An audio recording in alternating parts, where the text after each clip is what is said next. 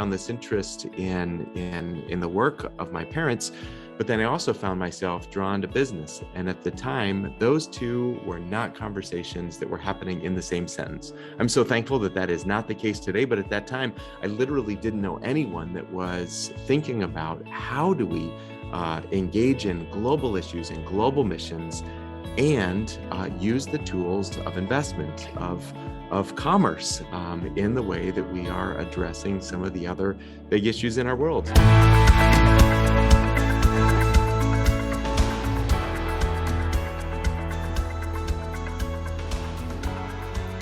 Peter, Micah, and I are so thrilled for this time together to learn from you. Your story, of course, fits perfectly with the theme of our 100X podcast. So we want to uncover what you've been doing, Peter, to hear God's voice in your life and in your heart, to embrace it, even when it's costly and hard, and how you've been seeing him produce a crop beyond your wildest dreams. So Micah, guide our conversation together. Yeah, thanks for coming today, Peter. We're excited to talk to you. I think it always helps if you could just give a couple minute background on where you grew up and kind of how that led to what you're doing now, if any of that can tie together. Yeah, well, thanks, Mike, and thanks, Lloyd. I've been so looking forward to this conversation. But grew up in Massachusetts, and I had the enormous gift that at the time, I wasn't always sure that it was a gift, but I had the gift of a father who was a pastor and a mom who was very active in ministry. And, when I look back at that time, I had the enormous gift because they were individuals that would, just as you did, Lloyd, they would tell the stories of Jesus. We would read scripture, but then there wasn't a difference in how they lived. There wasn't a difference between what happened on Sunday morning and Monday morning. And that was an incredible gift. So seeing what it looks like to have a life that is anchored, that is centered on following Jesus. And by God's grace, that's what I want my life to be about. And you were saying about the 100-fold return. Oh, I definitely am not there yet, but I long to be. I long for that to be true in my life and in my work. And, my story is a little bit different, though, in that I found this interest in missions. I found this interest in the work of my parents, but then I also found myself drawn to business. And at the time, those two were not conversations that were happening in the same sentence. I'm so thankful that that is not the case today. But at that time, I literally didn't know anyone that was thinking about how do we engage in global issues and global missions and use the tools of investment, of commerce in the way that we are addressing some of the other big issues in our world. And that all changed when I was studying in Russia. I was in Moscow and met someone who was doing Christ-centered economic development, investing in entrepreneurs as the Soviet Union had dissolved and as individuals were needing to provide for themselves. And that just lit a fire. And I guess that fire hasn't gone out. Spent my career doing that, spent time in Cambodia and then in Rwanda and then in Zimbabwe. And continue now with my work with Hope International. We work in 20 plus countries. And at its core, it still is that same desire. How do we introduce individuals to the beautiful and compelling love of Jesus Christ as we invest in their dreams and help them work their way out of poverty? It's amazing. So tell us a little bit about your family today. How long you've been married? How many children do you have? Yeah, I've been married for 23 years. I love that we were married in 2020. So that question is always very easy. Was married in the year 2000. It's making that question very easy. And we have 4 kids, ages 19 and 17 and 14 and 11. It's amazing. So why don't you tell everybody, how did you actually end up? Did you meet Jeff Rudd? How did you actually end up at Hope International? Yeah, my life has had significant markers that when you can look back, I can tell you exactly where I was. And maybe this is a little bit different, but I can tell you what I was eating because all of these significant moments of my career happened around a meal. There actually was a meal, and I can tell you exactly where I was. I was in the Democratic Republic of Congo.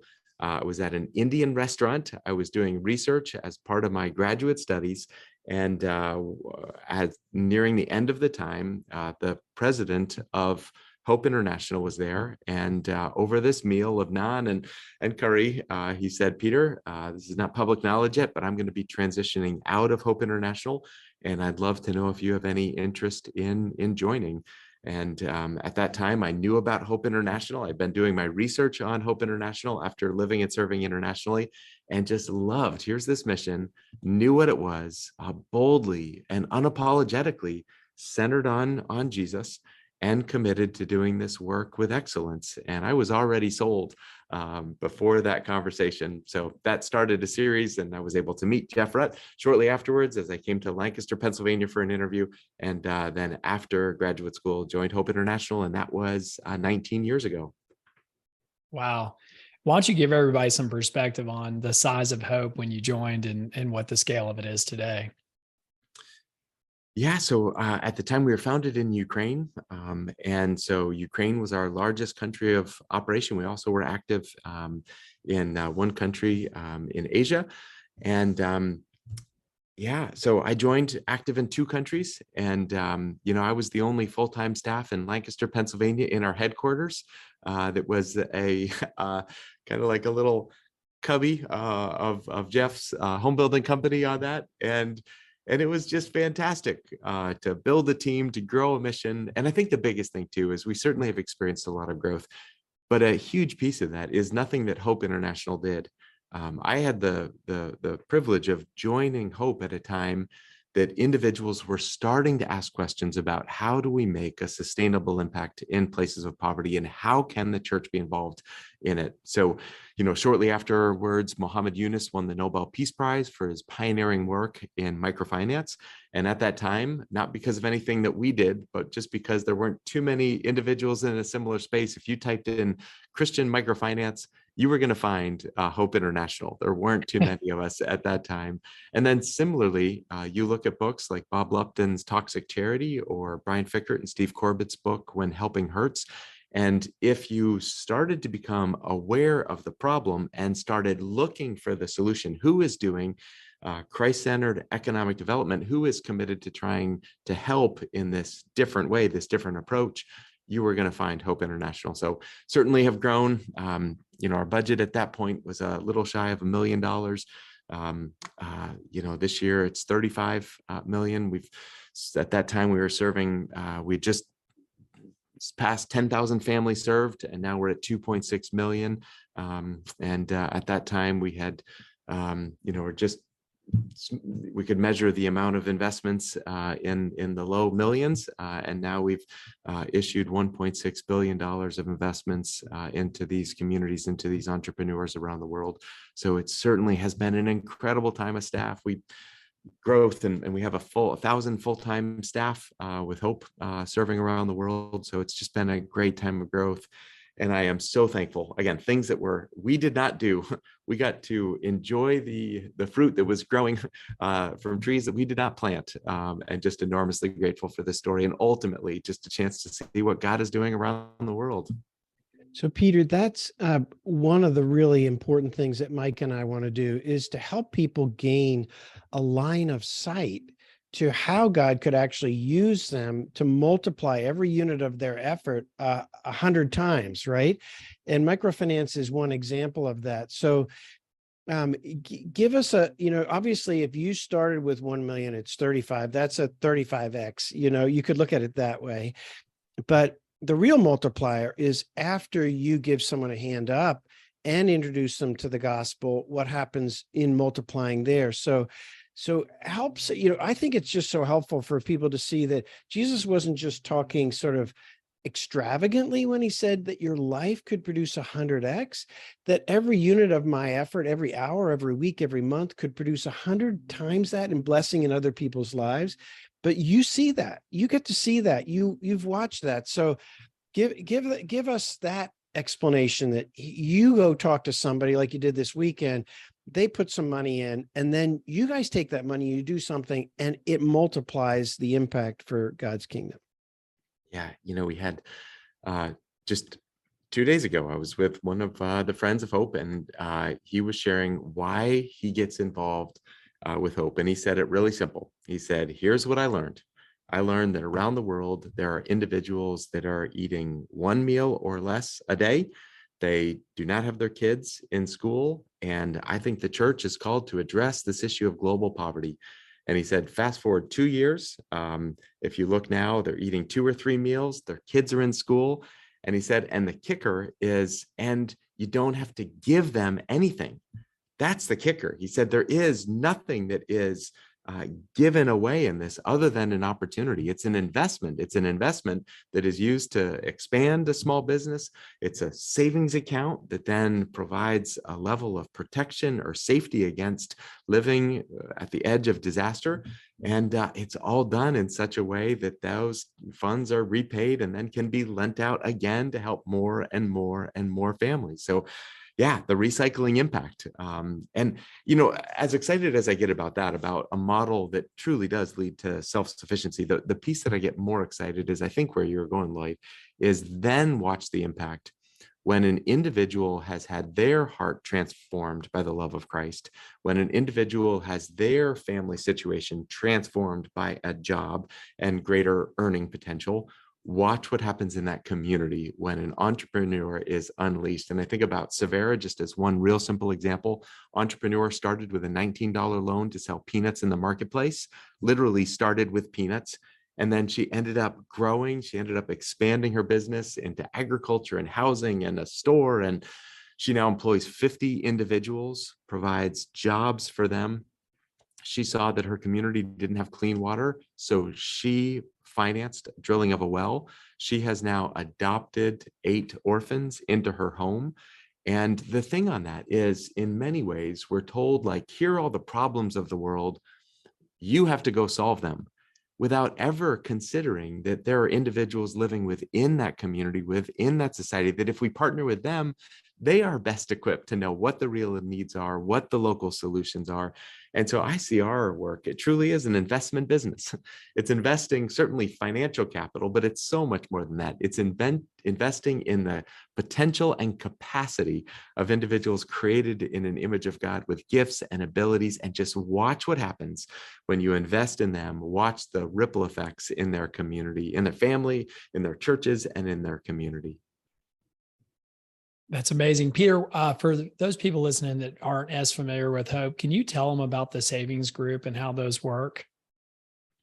Yeah, so in many ways, kind of what Muhammad Yunus was known for in his book, Banker to the Poor, really put this on a broader platform. But the idea of essentially taking banks and then investing in entrepreneurs without requiring any form of a physical collateral, you kind of rely on the social collateral aspect.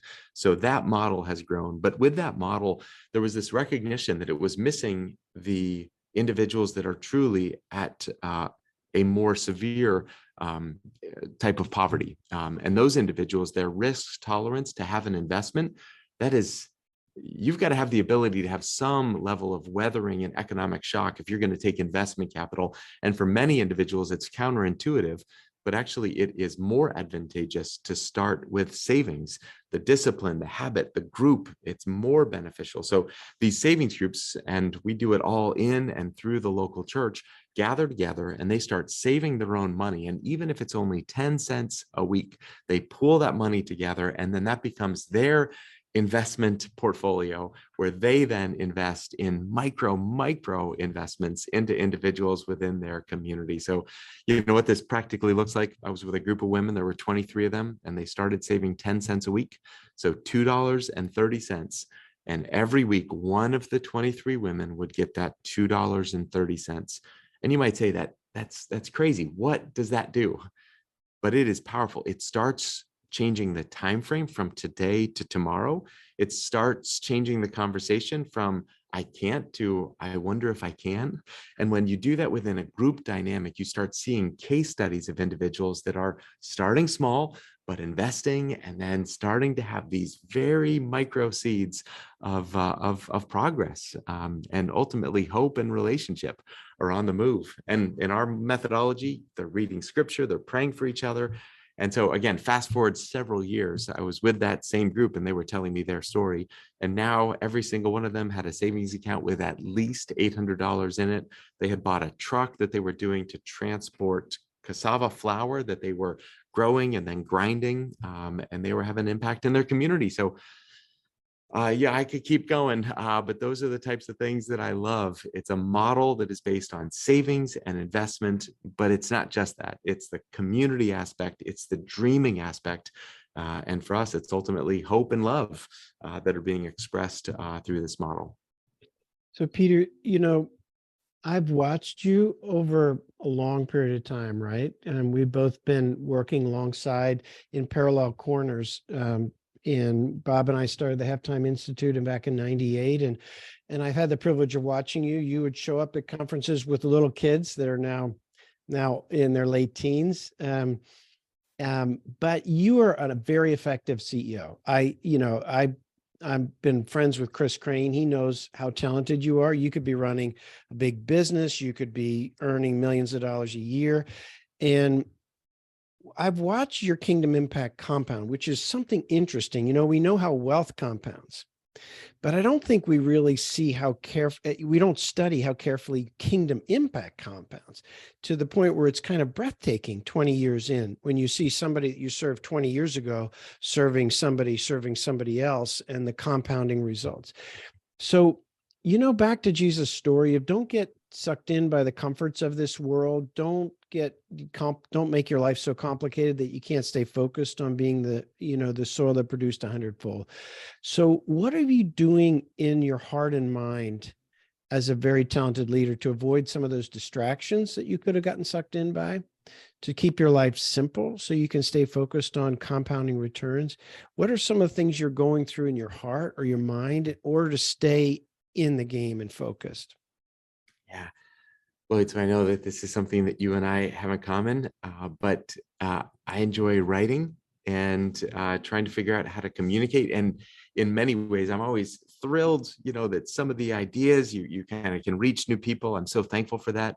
But the writing is simply an excuse for me to wrestle through issues that I am wrestling with, and to have an opportunity to have conversation with people that are further and farther along on the journey than I am. So I say all that to say the writing habit has been really, really helpful in processing some of those issues. So I guess you could trace the line back. One of the early ones was the spiritual danger of doing good.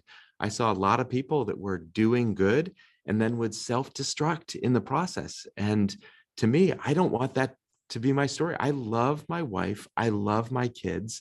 And yet I look around and see individuals that are more capable leaders with more success and more knowledge of scripture, seemingly self-destruct. And I look at that and say, I don't want that to be my story. So how do I diagnose? How do I identify, diagnose, and never with throwing a stone at someone else, always with the lens of saying, but for the grace of God, that could be my story.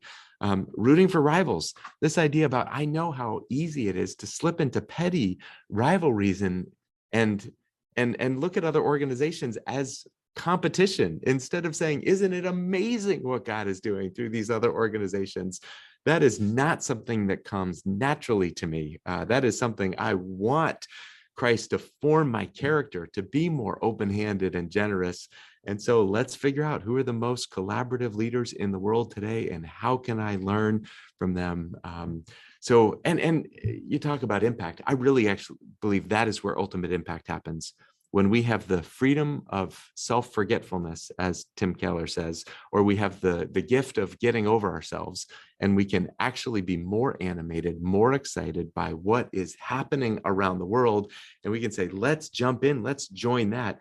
And you join in with hands and a heart that are completely open to say, what do I have that I haven't been given? So how could I hold on to that? How can I not freely give it to anyone else in the journey? And I think that sort of an approach just leads to more fun, more enjoyment, more impact, more friendships, and just an infinitely greater impact as we join into a bigger story. So I don't know, maybe the two pieces on that is curiosity and a little bit of understanding of my own heart to know that I'm very capable of making a mess of things, and just desire, prayer that would be a story that I would be faithful until the very end. And to be so much more excited about what Jesus is doing around the world, that the petty distractions just lose their luster. They're just not as exciting as seeing what God is doing around the world to say, I want to be part of that. That's what I want to be part of. So, Peter, a lot of our listeners are business people looking for purpose. And, you're a man that lives with such purpose. And I know you've partnered with a lot of industry leaders, business people that love your mission, because me being a real estate developer and Lloyd as well, we love the idea of leverage, and Hope International is one of the best charities of using leverage. But where have you seen some of the business leaders that you guys partner with find purpose as they're still running successful businesses, but also trying to have an impact and balance the two? That's so interesting, Micah. The thing about like really successful business leaders is they have the gift to think big. They have the gift to think beyond, right? And that is part of their wiring. It is part of their gift. Their time horizon is not a 3-month time horizon. They're thinking with a longer time horizon. And I guess I would just say that when I think about the business leaders that I most respect, it's the ability to do that, and at the same time, to also not miss the person that is right in front of you. And I remember hearing one business leader say, he said, my away game was better than my home game. And he realized he was so good on the travel, on the trip, on the stage, on the platform, and yet missed out on who was right around him in this context. And in a similar way, I don't want to be growing an organization seen as successful and have my family resent me. So it's this ability to think big and think beyond, and at the same time to think small and think near. And for me, setting goals for both of them, setting goals and a vision for what do I think in the big and beyond, and what do I want my kids to be like? What do I want my relationship with my wife to be like? What do I want my kids to have experienced in their dad? Imperfect, yes, but is it possible that they would somehow see a reflection of the ultimate Father's heart? So I don't know, maybe that's the piece, is this ability to think big and think beyond, and also think small and think near at the same time. How have you guys at Hope used the business skills that people have that come alongside you to help your ministry further its mission? Yeah, I mean, there are all kinds of examples of what that looks like. We have some individuals that have made a career change, and there are certain individuals that are providing absolutely critical skills within the Hope team that have made a very different career choice in where they now are serving. And I love that. I celebrate that. And I have some individuals that serve on different committees. I was talking with someone just a few days ago. How is AI going to impact the mission of Hope and the work that we do? And so he just had an exit from his company and has some time, and he's going to be diving in. And I am so excited for what we're going to learn together. So I mean, nothing that you haven't seen, the time, talent, expertise, and resources, people investing all of them in the mission of Hope. And ultimately, though, it's growing in friendship. It's growing in a shared mission of being part of what God is doing around the world. One thing I think you guys do that's really cool is, can you tell everybody about how y'all partner with home builders as get them involved in your ministry, but also raise money through that effort? Yeah, so our founder, Jeff Rutt, has an amazing story about founding Hope International and going from a dairy farmer to a builder, and then founding Hope International, and he still is active in the building industry. And if I were to look up the definition of the word passionate about Hope International, there is no doubt whose picture would be there. I hope I might be underneath him somewhere, but he is just absolutely passionate about hope. And so we started thinking about this question about, there's opportunities to build a home, and amazing, it's going to impact a family. But then thinking about leverage and just doing the math, he said, but if we can build a home in the US, donate the profit, that's going to help 10,000 families around the world. how can we figure that out? So we have a program called Homes for Hope, separate organization now, but sister organization with Hope International that works within the building industry to have individuals, builders and trades and suppliers discount or donate their materials. And then the aggregate of that in a home is then leveraged to impact families around the world. So homesforhope.org for more information, but it's a way of engaging the building community in what I think is a pretty exciting leveraged way of impacting a lot of people. That's amazing. So, we're trying to, part of our purpose of this podcast is to try to give people a vision, because Lloyd and I know a lot of business guys, and so do you, but they often hear a guy like you talk and it's like, well, man, Peter's got this noble cause and I'm just a business guy. How can my, 30 years of business experience be used for kingdom impact? So what encouragement would you have for those people? Yeah, Mike, it's so funny because in essence, you could boil down what Hope International does, and you could say, we are bankers. And yet, if I were to say that same thing in the US context, I think people might have the same thing. The fact that we do it internationally, we do it in poverty, it's a very similar model and methodology. So I would just encourage anyone, where you are, here's what you have. You have employees, and you have the opportunity to radically impact their lives and their families by the way that you treat them. What an amazing opportunity. And then the actual goods, products, services that you do, please do not disconnect your faith, your desire to have a hundredfold impact from the work that you do. And I think about creative work that's happening in the US. If again, similar model, if you're a banker, figure out who are those people that have never had someone show up and say, I believe in your potential. I'm going to make an investment in you.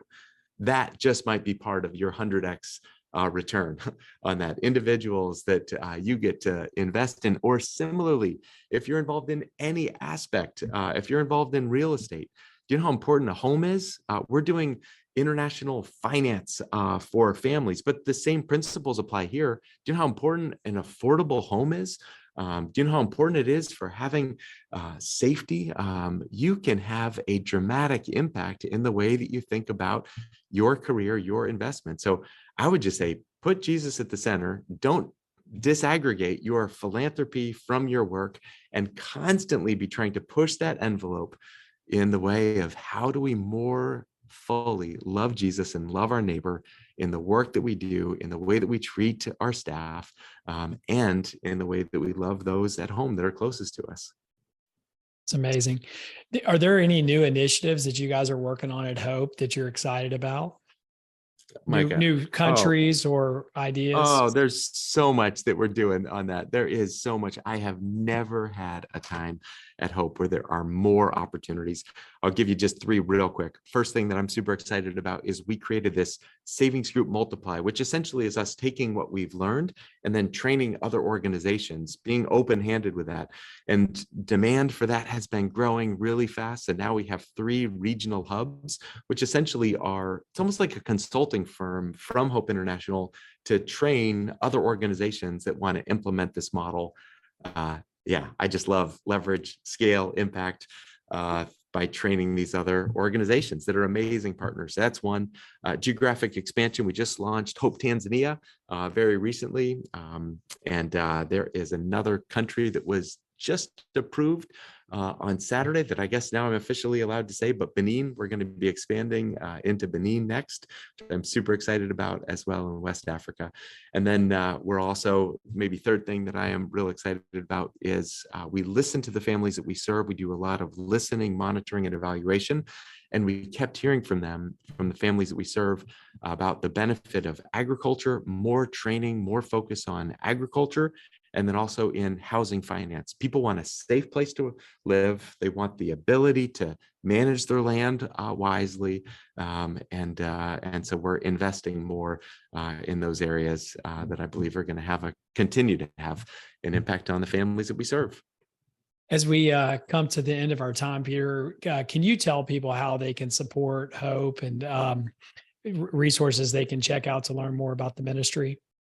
yeah, hopeinternational.org. That is where we have all of our information. If the whole realm of microenterprise development is new, and if people enjoy reading, there's a free download of one of our books called Created to Flourish that gives, it's kind of a primer on how the model, how the methodology works, and some of the things that we do. So hopeinternational.org, and then there's a place to learn more. So that's one area. And if anyone wants to learn more about kind of the other writing that I have, my own kind of processing, you can go to peterkgreer.com. That is a place where, yeah, kind of the books and way to engage there as well. But if we could do anything to help, let me know. We have a part of our website as well that is just open sourcing information for any other leaders, anything that we've developed. It's all available for free as well. So anything that we can try and do to help, reach out to us, hopeinternational.org, or on the book side, peterkgreer.com. Thank you for listening to the 100X podcast. Please subscribe to the show on your favorite podcast service. We would greatly appreciate it if you could rate the show and leave us a review. This podcast is sponsored by Anchor Investments, whose mission is to build America's most generous real estate company. To learn more, please visit anchorinv.com.